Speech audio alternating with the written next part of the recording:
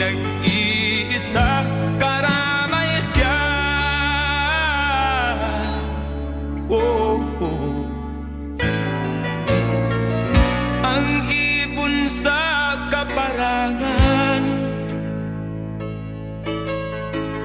minsan may di tinitipdan, higit kanyang minamahal, pagkat ika'y kanyang nilalang.